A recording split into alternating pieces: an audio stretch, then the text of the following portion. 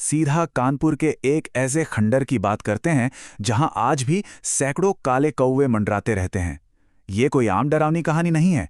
ये एक विश्लेषण है इंसान के लालच और काले जादू यानी काकतंत्र के खौफनाक नतीजों का। चलिए इस रहस्य की गहराई में चलते हैं और समझते हैं कि आखिर इस घर की दीवारों में कौन सा भयानक श्राप दफन है।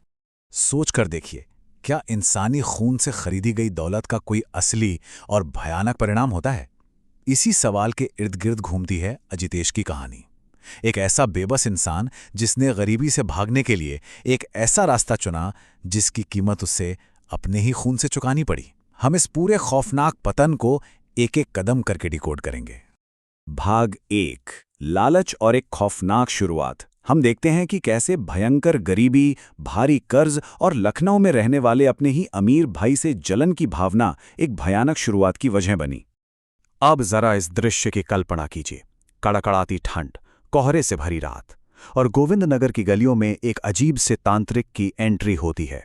सफेद बाल, झुकी हुई कमर और उसके दोनों कंधों पर बैठे दो बिल्कुल काले कौवे।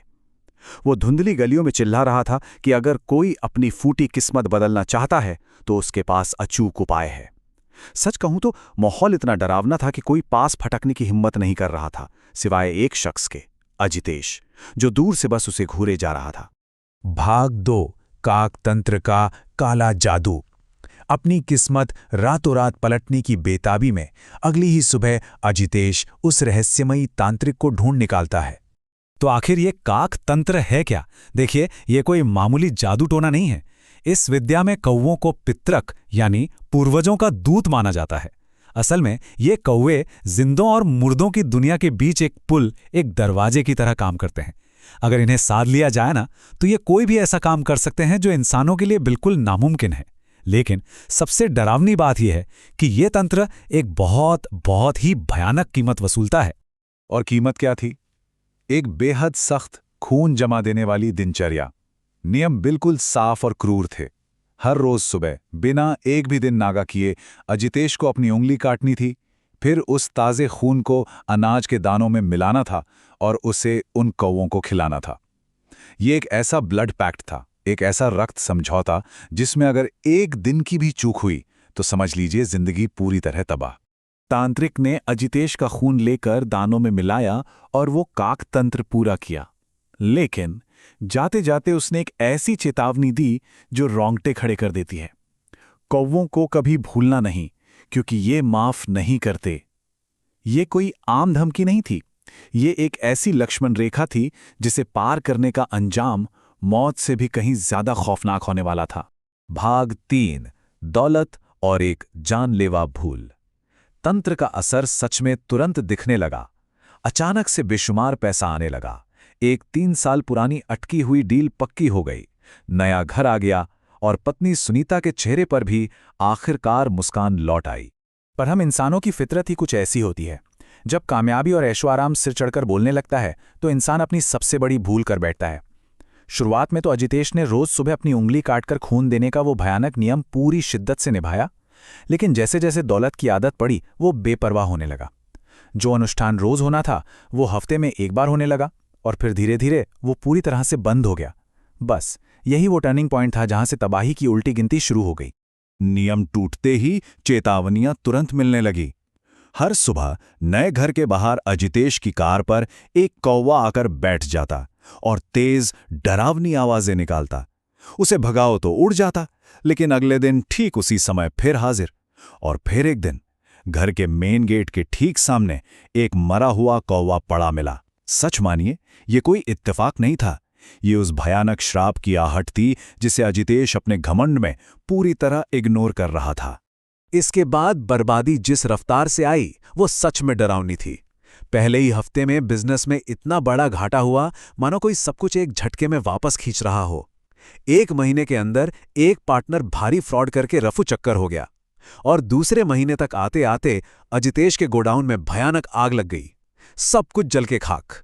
हालात इतने बदतर हो गए कि उस परिवार को अपना नया घर छोड़कर चुपचाप उसी पुराने खस्ताहाल घर में वापस लौटना पड़ा। भाग 4, कौवों का खौफनाक बदला। पुराने घर लौटते ही जो मंजर उनके सामने था वो किसी भयानक डरावने सपने से कम नहीं था। छत पर, रेलिंग पर और पास के पेड़ों पर सैकड़ों काले कौवे बिल्कुल शांत बैठे उनका इंतजार कर रहे थे। उस घर में पहली रात शायद उनकी जिंदगी की सबसे खौफनाक रात थी। बेडरूम की खिड़की के कांच पर लगातार टक टक टक की आवाज आ रही थी। एक कौवा लगातार चोंच मार रहा था और जब अजितेश ने पास जाके देखा तो उस घुप अंधेरे में उस कौवे की लाल आंखें चमक रही थीं। वो सीधे अजितेश को ही घूर रहा था। अब बहुत देर हो चुकी थी, खून चढ़ाने का वक्त निकल चुका था और कौवों ने अब समझौता मानने से साफ इनकार कर दिया था। लेकिन इस पूरे काले जादू का सबसे खौफनाक असर किसी और पर नहीं बल्कि अजितेश के 15 साल के बेटे पर होने लगा। वो लड़का एकदम खामोश हो गया। कुछ पूछो तो इंसानों की तरह जवाब नहीं देता बल्कि जानवरों की तरह गुर्राता था। दिन हो या रात वो अपनी कॉपी में पागलों की तरह बस काले कौवों की तस्वीरें बनाता रहता। उसका ये जुनून इस हद तक पहुंच गया था कि काले क्रेयॉन्स रगड़ते रगड़ते उसके हाथ हमेशा के लिए काले पड़ चुके थे।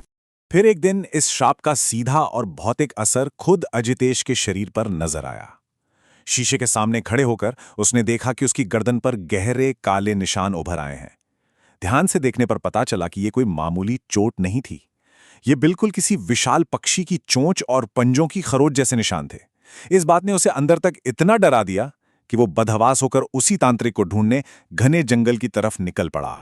जब वो उस तांत्रिक की झोपड़ी तक पहुंचा तो वहां का नजारा कंपा देने वाला था।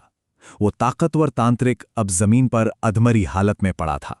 उसके खुद के शरीर पर चोंच और पंजों के गहरे भयानक घाव थे और सैकड़ों कौवे उसके चारों ओर मंडरा रहे थे। अजितेश को देखते ही वो तांत्रिक पूरी ताकत से चीखा, मूर्ख, तेरी ही वजह से मेरी ये हालत हुई है। निकल जा यहां से, वो अब तुझसे सब कुछ छीन लेंगे। दरअसल यही उस काले जादू का अंतिम सत्य था। अब कुछ भी रोका नहीं जा सकता था। अंतिम भाग, एक रोंगटे खड़े कर देने वाला अंत। तांत्रिक की वो आखिरी बात सुनकर अजितेश जब बुरी तरह सहमा वहां घर लौटा तो बाहर आसमान में काले बादल घिर चुके थे। दिन में ही रात जैसा अंधेरा छा गया था और हजारों कौवे चीखते हुए घर की तरफ बढ़ रहे थे।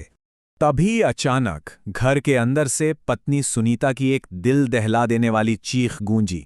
अजितेश भागकर बेटे के कमरे में पहुंचा और वहां जो कुछ भी हो रहा था वो किसी भी विज्ञान या तर्क की समझ से बिल्कुल बाहर था। उसका बेटा फर्श पर ऐसे छटपटा रहा था जैसे मरने से ठीक पहले कोई पक्षी फड़फड़ाता है। देखते ही देखते उसकी आंखें एकदम लाल हो गईं, चेहरा स्याह पड़ गया और सबसे खौफनाक बात, उसके होंठ एक कौवे की चोंच का आकार लेने लगे। ये इस पूरे खौफनाक विश्लेषण का सबसे भयावह हिस्सा है। उस डरावनी अदृश्य शक्ति के पूरी तरह वश में आकर बेटे ने खुद अपने पिता अजितेश पर एक बेहद हिंसक हमला कर दिया। सुनीता कमरे के कोने में सिकुड़ी हुई बेबस होकर यह सब देख रही थी और ठीक उसी वक्त घर के हर एक दरवाजे और खिड़की को तोड़ते हुए सैकड़ों कौवे अंदर घुस आए। उन्होंने अजितेश को पूरी तरह से घेर लिया और उसका मांस नोचना शुरू कर दिया। वो तांत्रिक बिल्कुल सही था, कौवे कभी माफ नहीं करते। जैसे ही अजितेश की आखिरी सांस टूटी, अचानक सब कुछ एकदम शांत हो गया। एक अजीब सा सन्नाटा छा गया। बेटा बेहोश होकर जमीन पर गिर पड़ा और जब उसे होश आया तो वो बिल्कुल नॉर्मल था, मानो उसे कुछ याद ही ना हो कि उसने अभी क्या किया है। सुनीता ने बिना एक भी सेकंड बर्बाद किए अपने बेटे को उठाया और उस शापित घर से हमेशा हमेशा के लिए भाग गई। वो वहां से ऐसे गए कि फिर कभी पलटकर उस मनहूस जगह की तरफ नहीं देखा। आज की बात करें तो अजितेश का वो घर अब सिर्फ एक वीरान डरावना ढांचा बनकर रह गया है। लेकिन जो बात आज भी लोगों को हैरत में डालती है वो है वहां का मौजूदा नज़ारा। स्थानीय लोग बताते हैं कि आज भी उस खंडर के अंदर और ऊपर 100 से भी ज्यादा काले कौवों का एक बड़ा झुंड लगातार मंडराता रहता है। वो वहां से कभी नहीं जाते, बिल्कुल ऐसे जैसे वो आज भी वहां किसी चीज की पहरेदारी कर रहे हों। इस पूरे खौफनाक विश्लेषण को खत्म करते हुए एक सवाल है जो हमें सोचने पर मजबूर करता है। क्या कुछ पलों की झूठी दौलत और शानो शौकत के लिए अंधेरे से एक ऐसा सौदा करना सही था जिसकी कीमत कभी खत्म ही नहीं होती? काकतंत्र की ये कहानी सिर्फ एक डरावना किस्सा नहीं है, ये लालच के उस खतरनाक जाल का एक सीधा सा विश्लेषण है, जहां अगर इंसान एक बार फिसल जाए तो फिर वापसी का कोई रास्ता नहीं बचता। उम्मीद है कि इस चर्चा ने हमें इंसान की फितरत और लालच के अंजाम को एक बिल्कुल नए और खौफनाक नज़रिए से देखने का मौका दिया होगा।